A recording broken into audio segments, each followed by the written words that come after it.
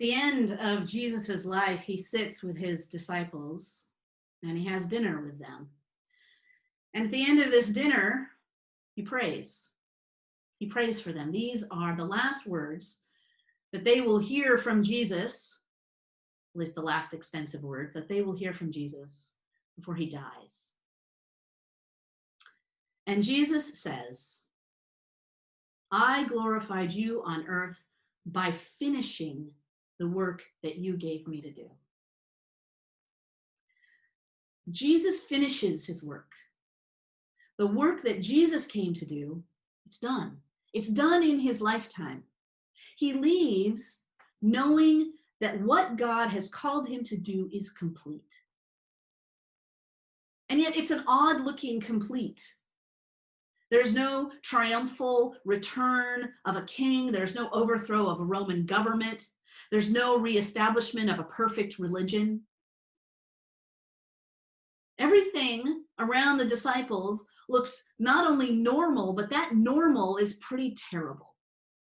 We talk a lot about returning to normal right now. But I think all of us know that the normal that has been around us is actually not a great normal. It's not the kind of normal that we necessarily want to return to. It's a normal that actually allows for a fragile health system. It's a normal that allows for almost 100,000 people to die. It's the New York Times lead article today. 100,000 people. It's a normal that allows people driving their cars, walking home from the Five and Dime or their local 7-Eleven to be shot because they're wearing the wrong clothing and they have the wrong color of skin. That's not the normal that we want. And the world that the disciples see around them is a very similar kind of normal.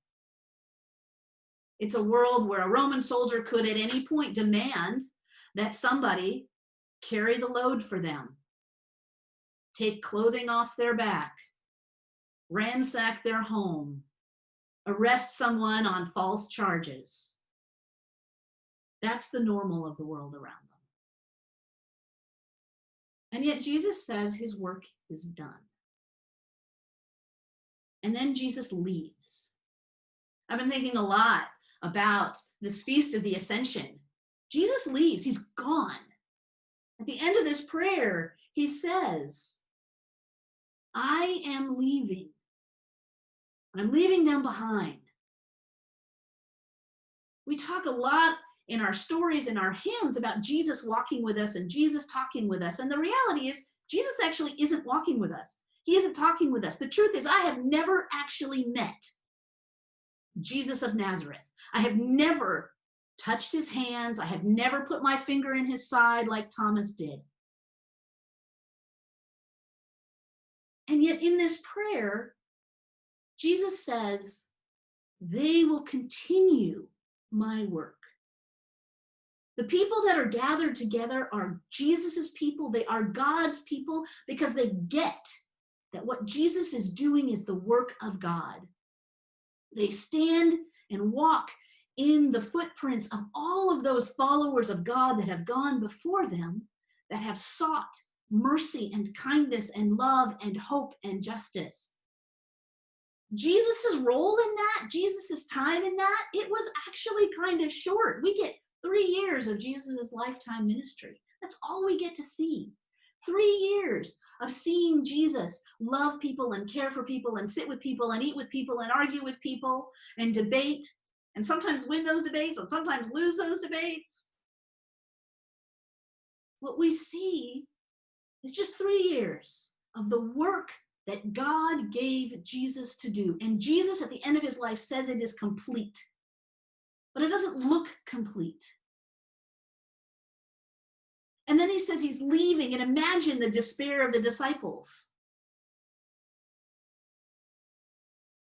And then we get this period of time where Jesus comes back. He's resurrected from the dead. Imagine the delight of the disciples, and they think, yes, he's back. He is with us again. We can walk with him and talk with him and eat with him and do all of those things that we did. We will not be alone. This thing that he said, this prayer about him leaving, clearly that was, I don't know, a metaphor, a euphemism. He's back amongst us. And then he leaves again. Gathered together as a community, reinvigorated by the presence of the resurrected Jesus. Jesus has been eating with them and he has been talking with them, and then he is taken up on a cloud again. And I am sure that they are reminded of Jesus's last prayer for them. Jesus's last prayer when he says, the work will continue. Because the work, that is what it means to be in the presence of God. Last week we read about the promise of the advocate and the comforter coming to be with us. That's who's with us. It isn't Jesus. It is the Spirit of God. It is the breath of God that brought all of creation into being. It is the breath of God that went back and forth over the chaos of the waters and brought life and order and flourishing.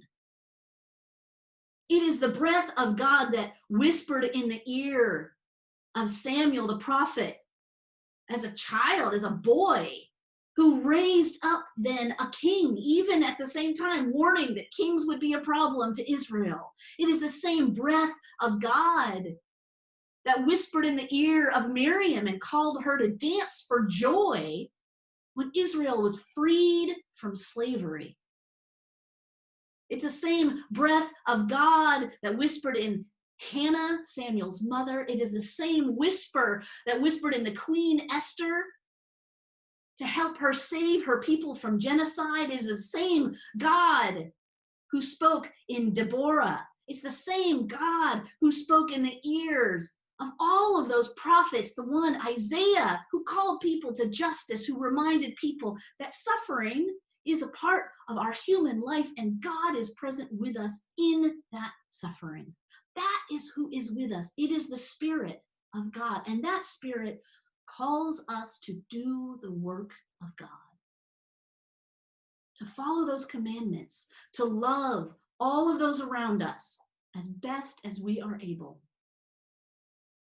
Not with the promise of success, but with a persistence that recognizes that we get a short period of time. We have more than 3 years. We get more than 3 years of ministry like Jesus. We get a lifetime, however long or short that lifetime is. For those of us baptized as infants, we are called and committed, sometimes not necessarily on our own behalf. We are called and committed to a life of mercy and justice. And I think many of us have experienced that as something that we can't really avoid. We may have avoided church for a while. We may have avoided the community of God for a while. I've done it. Lots of people have done it. Sometimes we've done it even while attending church. Just because we show up on Sundays doesn't mean we're the community of God the rest of the week. But we cannot resist that call and the Spirit who is with us, who is constantly advocating to us that God loves us and that God calls us to hope and faith and persistence. I've been thinking a lot about advocacy this week, in part because the vote before the City Council for the Levin Housing, that Levin Housing Commission Coalition was advocating for didn't actually happen. Well, it didn't happen because the language of affordable housing had been taken out of the proposal. And a number of commissioners said, you know what, we actually need that language of affordable housing back in. If you want to thank a commissioner, you should thank Joanne Hardesty and Chloe Udaley. I was in the meeting where they said, you know what, it is not okay to pass a proposal that doesn't explicitly call faith communities to build affordable housing. And so there's language going forward to work in affordable housing and some of the technicalities around what that means so that it's a reasonable burden. for faith communities who don't have a lot of money, but want to stake a claim on their little parcel of land and say, we want this land used for what we think it should be used for, not what a developer thinks it should be used for, but what we want it to be used for. And there's no guarantee of success around these things. There's no guarantee. As a matter of fact, I think there was a lot of frustration and despair among the leadership of the Levin Coalition. Levita Gilmore Jones said, this is really frustrating. Rosie over at Ainsworth, UCC, talked about this kind of sense of feeling like, once again, this has been stopped. But then she said, but we just keep on going. She reminded me of Polly Murray. Some of you have heard me mention Polly Murray. I love Polly Murray. Polly Murray sat at lunch counters in Washington, D.C. in the 40s. Polly Murray, in a class, for a class paper, wrote the argument that decades later would be used around used in the arguments around the separation, the arguments around education, the Brown versus the Board of Education. At the time when she wrote it, her colleagues, mostly her male colleagues at Howard Law School, said, this is a ridiculous argument, it can't work.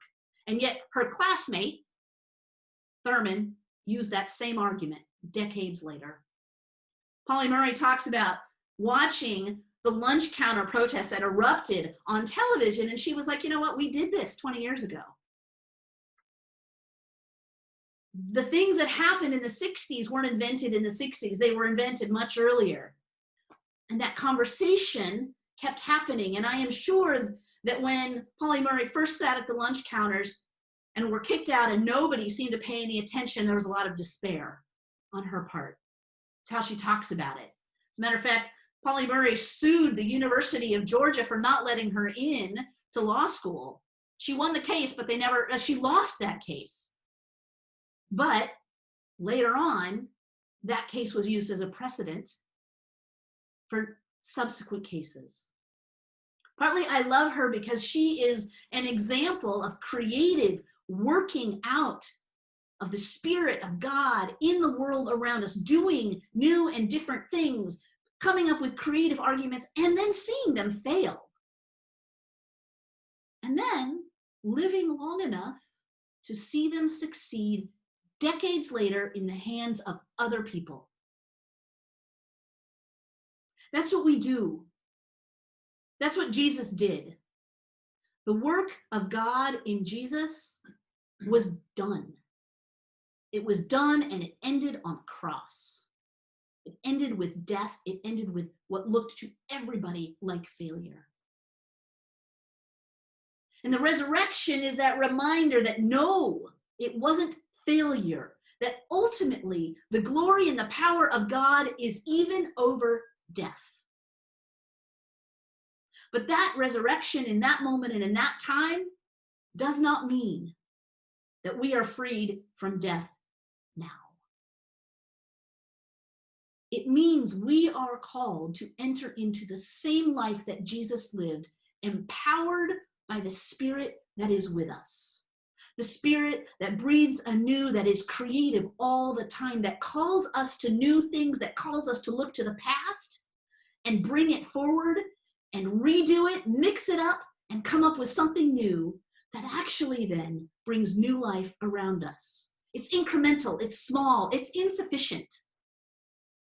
I think it is fair to say that Jesus and his disciples, well, I can't speak for Jesus. I think it is fair to say that his disciples certainly felt like the work that Jesus had done in his lifetime was not finished. It was insufficient in that sense that there is always more to do. But that is the promise of God. That's the promise of God that the Spirit will continue to come and that we will continue to do that work and that we will do it together. Not always agreeing, not always finishing successfully, but continuing to do the work of the Spirit of God.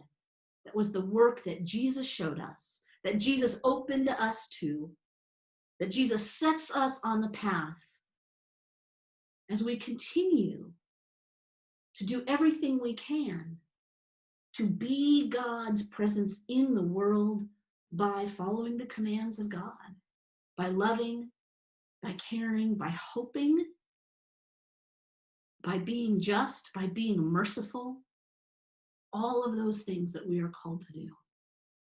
That is the work of God that we are called in our lives to complete. May it be so.